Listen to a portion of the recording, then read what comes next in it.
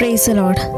Voice of Jesus కార్యక్రమాన్ని వీక్షిస్తున్న మీ అందరికీ ప్రభు యేసు నామములో వందనములు తెలుపుచున్నాము. వాయిస్ ఆఫ్ జీసస్ కార్యక్రమం ద్వారా వాక్యాన్ని రెవరెండ్ ఎన్ ఆశీర్వాదం గారు అందిస్తారు.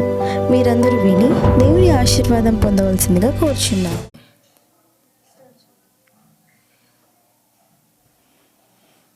దేవునికి మహిమ కలుగునుగాక.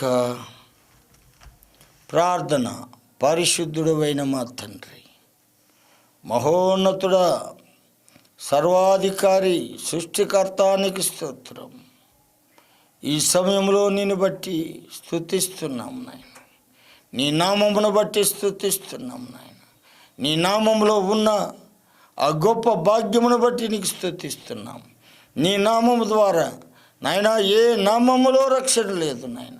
నీ నామములోనే మాకు రక్షణ అని చెప్పి పరమును విడిచి అన్ని నామముల కన్నా పైనామముగా యేసు నామము ద్వారా నాయన మాకు గొప్ప నాయన అనుభవాన్ని నేర్పించేందుకు స్తోత్రాలు చెల్లిస్తూ వింటున్నవారు చూస్తున్నవారు ఆనందము కలిగి యేసును స్తుతించడానికి సహాయము చేయమని మా ప్రభుని మా రక్షకుడు యేసయ్య నామములో ప్రార్థించి వేడుచున్నాము తండ్రి. ఆమేన్, ఆమేన్. మంచిదండి. ఆయనకు కలిగిన పేర్లను మనం జ్ఞాపకం చేద్దాం. ఈ క్రిస్టమస్ రోజుల్లో మనందరము కూడా యేసుగా ఎందుకు వచ్చాడు? ఆ యేసు అన్నటువంటి ఆయన శిక్షకు పాత్రులుగా ఉన్న మనములను రక్షించడానికి యేసుగా వచ్చాడు. యేసు అనగా రక్షకుడు, క్రీస్తు అనగా అభిషక్తుడు. ఈయన మనములు రక్షించడానికి, పాపులను రక్షించడానికి యేసుక్రీస్తు ఈ లోకములోకి వచ్చాడు. ఈ మాట నమ్మదగినది.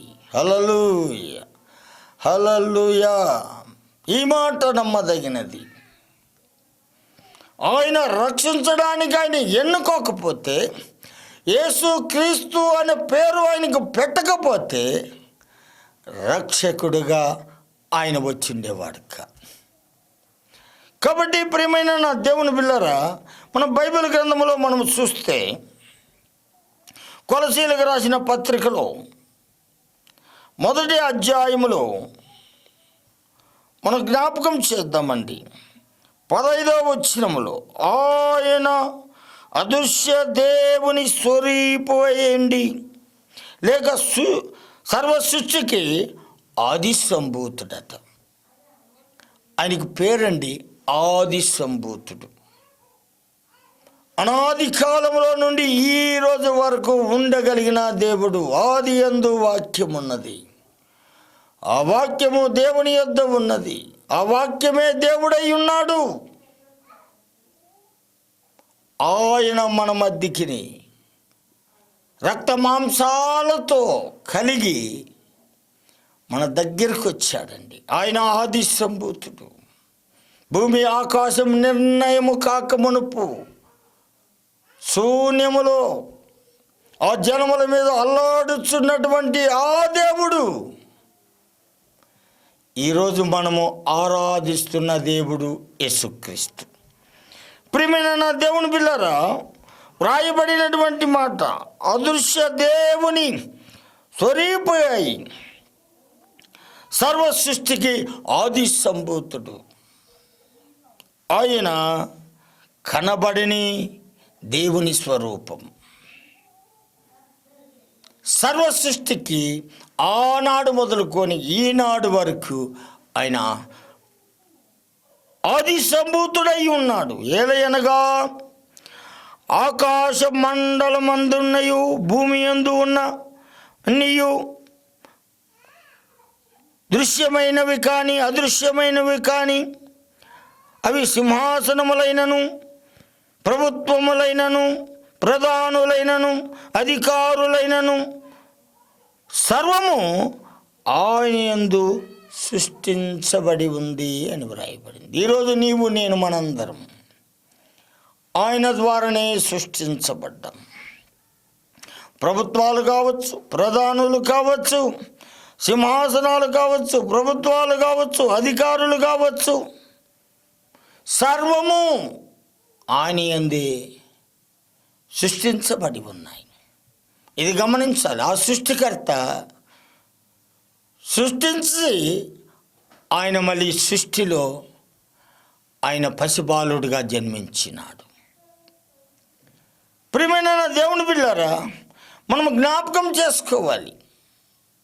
కలిగి ఉన్నవన్నీ అవి ఏవైనా సరే, సృష్టి కావచ్చు, సముద్రం కావచ్చు, ఆకాశం కావచ్చు, భూమి కావచ్చు, భూమి మీద నివాసం చేస్తున్నటువంటి ప్రజలందరూ కావచ్చు, జంతువులు కావచ్చు, చతుష్పాద జంతువులు, జీవరాశులు అన్నీ కూడా ఆయనచే సృష్టించబడ్డాయి. కలిగి ఉన్నవేవి ఆయన లేకుండా కలగలేదని వాక్యం చెప్తుంది. భ్రమపడద్దు మిత్రమా, అన్నా తమ్ముడు, భ్రమలో ఉండొద్దు. మనం బయటకు వద్దాం. యేసు ఎవరో తెలుసుకుందాం. ఆయన పేరును బట్టి మనకు ఏ విధమైన రక్షణ ఇవ్వడానికి వచ్చాడు. ఆయన పేరును బట్టి మన పాపములను రక్షించడానికి వచ్చినాడని గమనిద్దాం. ప్రియమైన దేవుని బిడ్డ, మనం జ్ఞాపకం చేద్దాం. ఏవి కూడా ఆయన లేకుండా సూచించబడలేదట. ఆయన అన్నిటికంటే ముందుగా ఉన్నాడు. చూశారండి, అన్నిటికంటే ఏవి సృష్టించబడక ముందు ఆయన ఉన్నాడట. మనము చెప్పడము కాదండి, పరిశుద్ధమైన బైబిల్ గ్రంథం ప్రభువుని గురించి చెప్తుంది. ప్రభువుని గురించి వ్రాయబడింది. ఎందరో భక్తులు దైవావేశము కలిగి ఆత్మపూర్ణులై ప్రభువు చెప్తూ ఉంటే రాసినటువంటి గ్రంథం ఇది. అందుకు కాబట్టి అన్నిటికంటే ముందు ఆయన ఉన్నాడు. ఆయనే సమస్తమునకు, ప్రియమైన వారలారా, మనం జ్ఞాపకం చేసినప్పుడు ఆధారభూతుడు సమస్తమునకు. మొదట ఆయన ఆది సంభూతుడంట. ఆ తర్వాత ఆయన ఆధారభూతుడట. సంగమును శరీరమునకు ఆయనే శిరస్సు. ఈరోజు సంఘము కట్టబడిన ఈ సంఘమునకు, విశ్వాసులుగా ఉన్నటువంటి ఈ యొక్క సమాజమునకు ఆయనే శిరస్సు. ఆ శిరస్సు లేకపోతే ఈ సంఘానికి అందం వచ్చేది కాదు, అలంకరణ వచ్చేది కాదు, ఆనందం వచ్చేది కాదు. అందుకే ఆయన శిరస్సు గనుక సంఘమును ప్రేమించడానికి 2023 సంవత్సరాల కిందట ఆయన జన్మించినాడు. ఈరోజు నీకు నాకు క్రిస్టమస్ అనే పండగను దయచేశాడు. హల్లెలూయా, హల్లెలూయా. ప్రియమైన నా దేవుని బిడ్డలారా, ఆయనకు అన్నిటిలో ప్రాముఖ్యము కలుగు నిమిత్తము ఆయన ఆది నుండి, మృతుల్లో నుండి లేవటములో ఆది సంభూతుడు. చూశారండి, సృష్టికి ఆది సంభూతుడైన, అన్నిటికీ ఆధారభూతుడైన, అలాగే ప్రధానముగా సృష్టిలో మృతుల్లో నుండి లేచినటువంటి ఆది సంభూతుడు ఆయన. ఇలాగ చేసినటువంటి వారు ఎవరు లేరండి. చాలామంది వచ్చారు, పురుషులు, సత్పురుషులు, యోగులు, భోగులు, గొప్పవారు అందరూ వచ్చారు. ఈ యొక్క మృతిని లేక ఈ మరణమును జయించిన జయశీలుడు ఎవరు లేడండి, ఒక్క యేసు తప్ప. యేసే జయశీలుడు, మరణాన్ని జయించాడు. ఏ మరణమా నీ విజయం ఎక్కడ, మరణమా నీ ముల్లెక్కడని సవాలు చేసి మరణాన్ని జయించిన మృత్యుంజయుడు యేసుక్రీస్తు. ఆయనకి ఎన్నో పేర్లు, ఒక్కొక్క పేరులో ఒక్కొక్క అర్థం ఉందండి. ఒక్కొక్క పేరులో ఒక్కొక్క మరి ఆ మంచి మనములను ఉజ్జీవపరిచే ఆనందం ఉందండి. అందును బట్టి ఆయనకు ఆది సంభూతుడని, ఆధారభూతుడని, మృత్యుంజయుడని ఆయనకు పేర్లు ఉన్నాయి. అయితే ప్రియమైన వాళ్ళారా, ఇంకొక మంచి మాటలు మనం చూసుకుందాం. మత్తయి రాసినటువంటి సువార్తలో 1వ అధ్యాయం 21వ వచనములో ఏమని రాయబడింది? ఆమె ఒక కుమారుని కనును, తన ప్రజలను వారి పాపల నుండి ఆయనే రక్షించును గనుక ఆయనకు యేసు అను పేరు పెట్టుదువనెను. చూశారా? విన్నారా? ఆమె ఒక కుమారుని కను. ఆమె అనగా మరియా ఒక కుమారుని కనును. అలాగనే తన ప్రజలను వారి పాపముల నుండి, ప్రియమైన వాళ్ళారా మనం గమనిద్దాం, మన పాపముల నుండి రక్షించడానికి, ప్రియమైన నా దేవుని బిడ్డలారా, అక్కడ వ్రాయబడినటువంటి మాట ఆయనే రక్షించును. దూత చెప్తా ఉంది, మన ప్రజలను లేక ఈరోజు బ్రతికి ఉన్న నీవు నన్ను రక్షించడానికి పరలోకము నుండి, ప్రియమైన నా దేవుని బిడ్డ, ఆయన యేసు అనే పేరు కలిగి వచ్చాడండి. యేసు అనే పేరు కలిగి ఈ లోకానికి వచ్చాడు. ఆ యేసు అనే పేరుకు అర్థము, ప్రియమైన వాళ్ళారా, రక్షకుడు అని అర్థం. రక్షించడానికి వచ్చినాడు. యేసు పేరు పెట్టారు. ఆ పేరుకు అర్థము రక్షకుడు. రక్షించడానికి వచ్చిన ఏకైక దేవుడు యేసు ప్రభు. గమనిద్దాం ప్రియమైన వాళ్ళారా, మనం ఈ లోకంలో ఏ దాన్ని బట్టి రక్షించబడాలి? డబ్బు లేకపోతే కాదు, ఇల్లు లేకపోతే కాదు, లేకపోతే ఆకలి దప్పులు కలిగి ఉంటే కాదు. ఏ దానిని బట్టి రక్షించాలంటే పాపము నుండి రక్షించబడాలి, ఈ లోకము నుండి రక్షించబడాలి, ఆ యొక్క అపవాది నుండి రక్షించబడాలి, నీ యొక్క శరీరంలో ఉన్నటువంటి కోరికల నుండి రక్షించబడాలి. రక్షించబడాలి అంటే యేసు నీలో ఉండాలి. యేసు నీలో ఉంటేనే వీటన్నిటికీ దూరంగా ఉంటావు. యేసు నీలో లేకపోతే రక్షించబడడానికి వీలు కాదు, రక్షించబడలేవు. అందుకే యేసు రక్షకుడుగా వచ్చి నిన్ను రక్షించాడు. ఎలా రక్షించాడో తెలుసండి. నీ పాపముల నిమిత్తమై తను తాను అర్పించుకున్నాడు. నీవు చేసిన అతిక్రమములపై ఆయన చూసి తను తాను అప్పగించుకున్నాడు. నీవు చేసినటువంటి భయంకరమైన అలవాటు కొరకై ఆయన నిన్ను బట్టే ఈపు వంచాడు, సిలువను మోసాడు. నీ జీవితం బాగుండడానికి పరలోకం విడిచాడు. ఈ లోకానికి వచ్చి రక్షకుడుగా వచ్చి నిన్ను రక్షించాడు. ప్రియమైన నా దేవుని పిల్లారా, ఇదిగో కన్యక గర్భవతి అయి కుమారుని కనును, ఆయనకు ఇమ్మానుయేలు పేరు పెట్టుదును. ప్రియమైన వాళ్ళారా, జ్ఞాపకం పెట్టుదురు అని వ్రాయబడింది. కనుక మరి అమ్మ గర్భంలో పుట్టినటువంటి యేసుకు మరి యొక్క పేరు ఇమ్మానుయేలు. ఇమ్మానుయేలు అని పేరు పెట్టుదురు.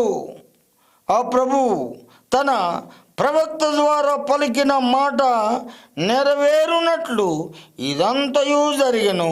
ఇమ్మానుయేలుకు పేరునకు భాషాంతరమున దేవుడు మనకు తోడై ఉన్నాడనే అర్థము. చూశారండి, యేసు అనే పేరుకు,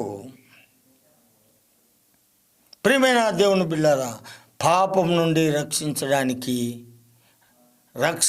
రక్షకుడు అని అర్థము. ఇమ్మానుయేలు అన్న పేరుకు భాషాంతరంలో దేవుడు చెప్పింది, దేవుడు నీకు తోడై ఉన్నాడని. ఇమ్మానుయేలు నీ జీవితంలో ఉంటే, యేసు నీ జీవితంలో ఉంటే రక్షించబడతావు. ఇమ్మానుయేలు నీ జీవితంలో ఉంటే, ప్రియమైన నా దేవుని బిడ్డ, జీవితాంతము నీకు తోడుగా ఉంటాడు.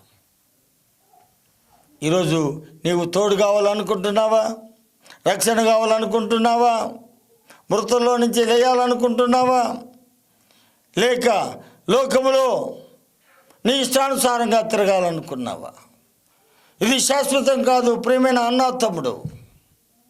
లోకంలో తిరగడము శాశ్వతము కాదు. లోకంలో జీవించడం శాశ్వతము కాదు. డబ్బు కోసం కాదు దేవుడు నిన్ను ఏర్పాటు చేసింది.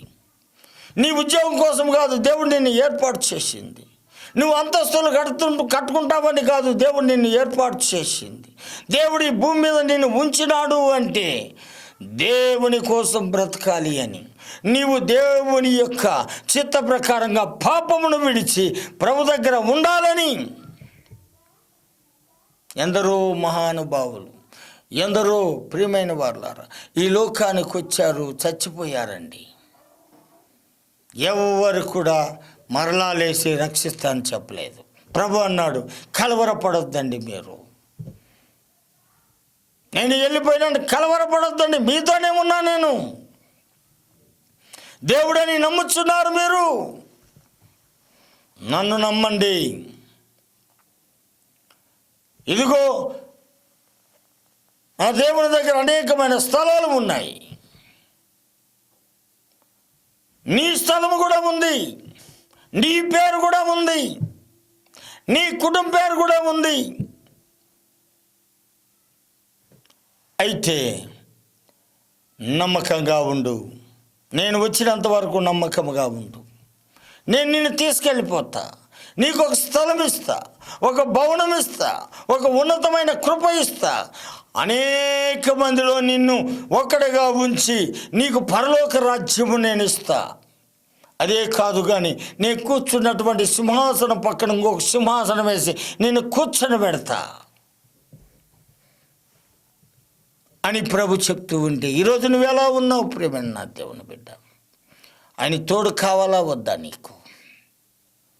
యేసయ్యను ఒప్పుకుంటావా? యేసయ్య నీకోసమే 2023 సంవత్సరాల కిందట ఈ లోకంలో జన్మించాడు.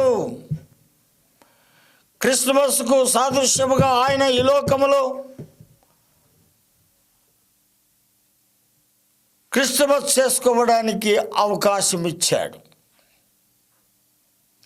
కాబట్టి ప్రియమైన నా దేవుని బిడ్డ, మనము బైబిల్ గ్రంథంలో చూస్తే ఇంకొక మంచి మాట, యెషయా గ్రంథము 9వ అధ్యాయము 6వ వచనములో, ఏలయనగా మనకు ఒక శిశువు పుట్టాడు. శిశువుగా ఆయన ఈ లోకానికి వచ్చాడు.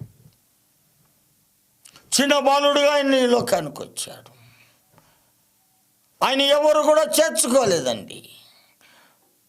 ఆయన ఎవరు కూడా ఇంట్లోకి ఆహ్వానించలేదు. ఆ సలిలో ఒక శిశువుగా, ఒక సాధారణమైనటువంటి స్త్రీ కడుపులో పుట్టినటువంటి దేవుడు మనకు ఒక శిశువు పుట్టెను. ప్రియమైన వారలారా, మనకు కుమారుడు అనుగ్రహించబడెను. ఆయన శిశువుగా పేరు పొందినాడు, కుమారుడుగా కూడా పేరు పొందినాడు. అంటే ఈ లోకపు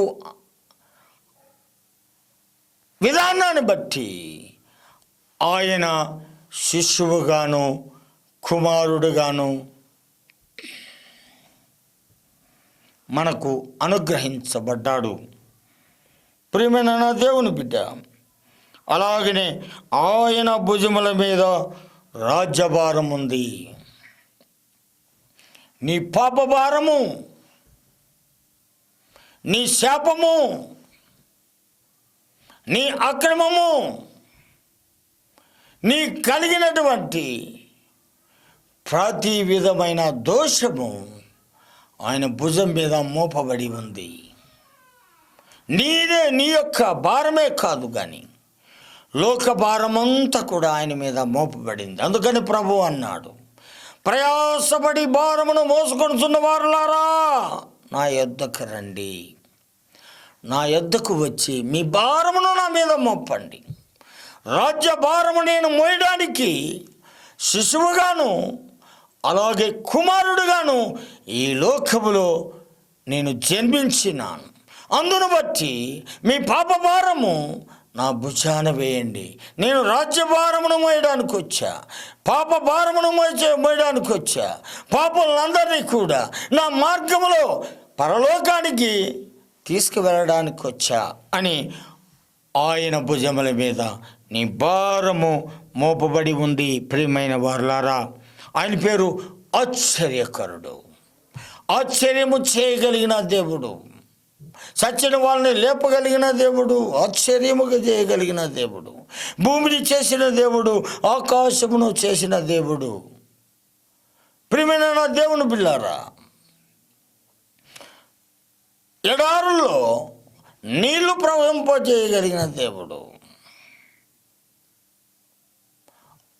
ఆ దేవుడు ఒక కన్యక మరియమ్మ గర్భములో జన్మించడానికి ఆశ్చర్యమైన కార్యము చేయగలిగిన దేవుడు. దేవుడు ఏందండి, ఒక మనిషి గర్భంలో జన్మించడం ఆశ్చర్యం అండి. ప్రజలందరికీ ఆశ్చర్యకరమైన శుభవర్తమానం ఇది. ప్రజలందరికీ శుభవర్తమానమైన సందేశం ఇది. ప్రభు అందరికీ ఆశ్చర్యమును కలిగించడానికి ఈ లోకములో పశువుల తొట్లో ప్రవలించినాడండి. పొత్తిగుడ్డల్లో ఆయన చుట్టబడినాడండి. ఆ చలిలో అక్కడ ఉంచబడ్డాడండి. ప్రియమైన దేవుని బిడ్డ, గమనించారండి ఎంత ఆశ్చర్యం. ఆయన పేరు ఆశ్చర్యకరుడు, ఆలోచనకర్త. నీకు ఆలోచన కలగజేయడానికి ప్రియమైన నా దేవుని బిడ్డ, ఆయన ఆలోచనకర్త, ఆలోచన కలగజేసేవాడు. ప్రియమైన వాళ్ళ ఒక మాట జ్ఞాపకం చేద్దామా?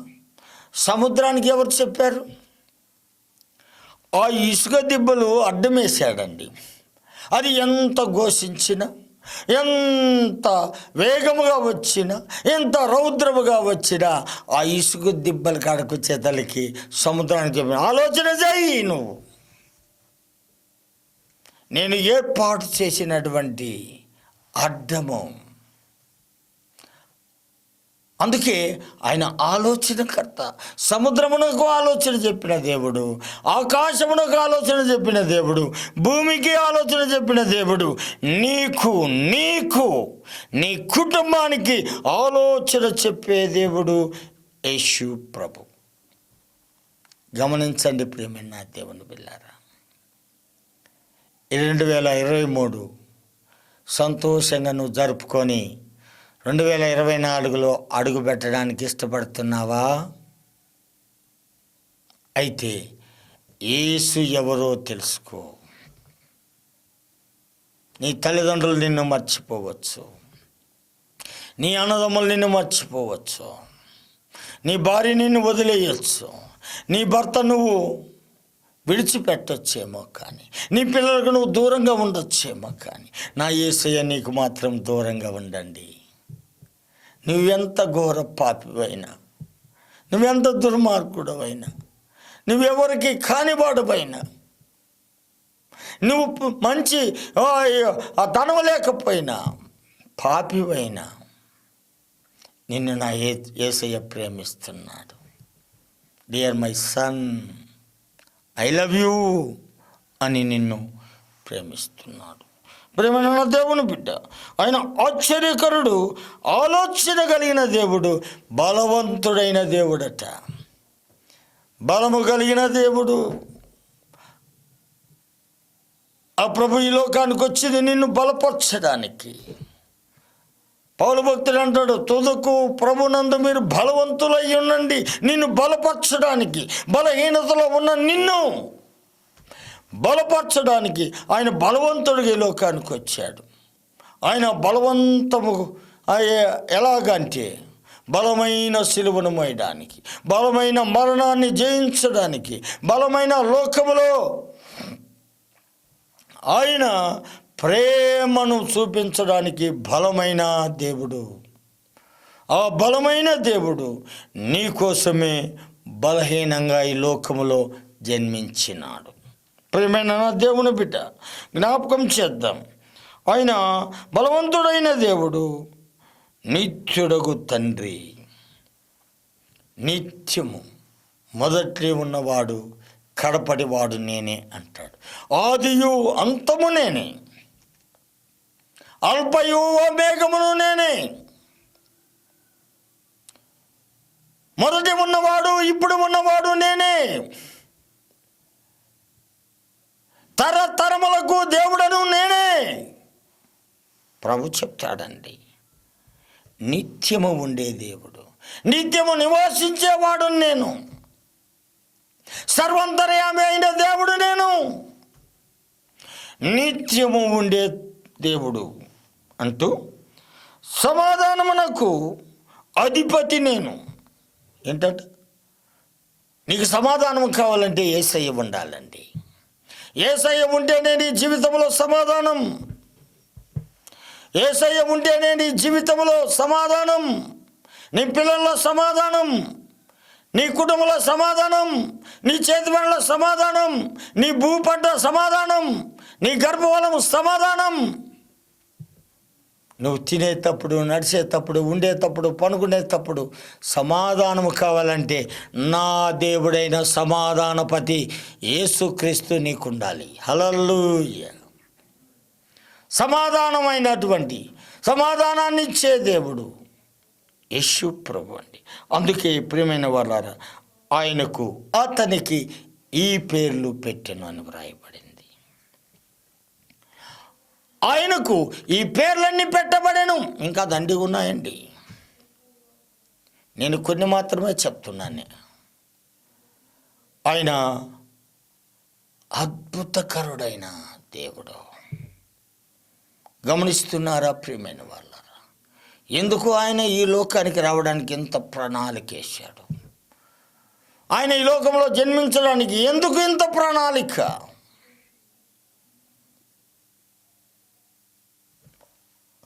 మనం జ్ఞాపకం చేస్తే ప్రియమైన వాళ్ళారా, యెషయా గ్రంథము 7వ అధ్యాయము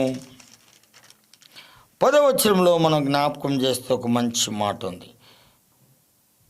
లేక 14వ వచనం, కాబట్టి ప్రభు తానే ఒక సూచన మీకు చూపించును. యెషయా భక్తుడు ఈ ప్రవచనము చెప్తా ఉన్నాడు. ఆయనే మీకు ఈ యొక్క క్రియ, ఈ పని మీకు సూచనగా మీకు చూపును. ఆలకించండి. కనిక గర్భవతి అయి కుమారుణ్ణి కని అతనికి ఇమ్మానుయేలు అని పేరు పెట్టుదురు అని వాక్యం రాయబడి, యేసు ప్రభు పుట్టక మునిపే భక్తులు ఈ విధంగా ప్రవచించారండి. ఈ విధంగా యేసు క్రీస్తుని గురించి చెప్పారు. దేవుడు మీకు తోడై ఉన్నాడు. ప్రభు ఒక దిక్కు అంటాడు, మీకు సహాయకుడు నేనే కదా, మిమ్మల్ని ఎడవను ఎడబాయను. ఈ లోకంలో నరమాత్రుడు నీకేమి చేయగలడు? ఆయన మనకు సహాయకుడు, ఆయన మనకు ఆధారము కలిగిన దేవుడు, మనకు ఆది సంభూతుడు, ఆయన సమాధానపతి అయిన దేవుడు, నిత్యుడైన దేవుడు, ఆయన కుమారుడిగా వచ్చిన దేవుడు, యేసుగా వచ్చిన దేవుడు, అలాగే ఇమ్మానుయేలు అయిన దేవుడు, అభిషక్తుడైన దేవుడు, రక్షకుడైన దేవుడు. ఈ దేవుడు మనందరినీ మృతుల్లో నుంచి లేపడానికి మృత్యుంజయుడై వచ్చిన దేవుడు యేసుక్రీస్తు. యేసుక్రీస్తు నామము అన్ని నామముల కన్నా పైనున్న నామము. ఏ నామములో రక్షణ లేదు, యేసు నామములోనే రక్షణ. ఈ యొక్క నామాన్ని నువ్వు కలిగి ఉంటే ఆ యొక్క నరకము నుండి తప్పించబడతావు, ఆ యొక్క యమగుండము నుంచి తప్పించబడతావు, ఆ పాతాళం నుండి తప్పించబడతావు. ప్రభు నామము కలిగి ఎరిగి ఉంటే పరలోకము చేరుతావు. అటువంటి కృప దేవుడు మనకు దయచేయనుగాక. ఆమేన్. పరిశుద్ధుడైన మా తండ్రి, అయ్యా నీ నామమును బట్టి నీ పేర్లను మేము జ్ఞాపకం చేసుకున్నాం. ఈ పేర్లలో ఉన్న అర్థము మేము తెలుసుకొని నాయన మాలో రక్షణ అనుభవమును కలిగి పాపమును విడిచి ప్రభువుని నాయన చేర్చుకొని మా బ్రతుకుల్లో ఉన్న రోగం, మా బ్రతుకుల్లో ఉన్న చేతబడి, మా బ్రతుకుల్లో ఉన్నటువంటి నాయన బ్రెయిన్ ట్యూమర్, మా యొక్క బ్రతుకుల్లో ఉన్నటువంటి కడుపులో ఉన్నటువంటి బలహీనత, ఇదిగోనైనా భయంకరమైన వ్యాధుల నుండి మమ్మలను విడిపించమని, భయంకరమైన అపవాది కట్ల చేత కృంగదీయబడి నాయన బాధపడుతున్న వారికి మంచి సందేశముగా మీ కృప మాకు దయచేయమని, పరలోకం నుండి దేవుని ప్రసన్నత చూస్తున్నటువంటి వారందరికీ సహాయము చేయమని యేసు నామములో ప్రార్థించి వేడుచున్నాము తండ్రి. ఆమేన్. యేసు రక్తమే చేయం, ప్రభు యేసు రక్తమే చేయం. ప్రభు యేసు నామమునకు సంపూర్ణ విజయము కలుగునుగాక. ఆమేన్. ఇంతవరకు వాయిస్ ఆఫ్ జీసస్ అనే కార్యక్రమం ద్వారా అందించబడిన వర్తమానాన్ని మీరు విని ఆశీర్వాదం పొంది ఉన్నారని నమ్ముచున్నాము. ప్రార్థన అవసరాల కొరకు కింద ఇవ్వబడిన నంబర్కు కాల్ చేయవలసిందిగా కోరుచున్నాము. దైవజనులు మీ కొరకు ప్రార్థిస్తారు. మా address voice of Jesus ministries, MM colony, Adoni, Kurnool district.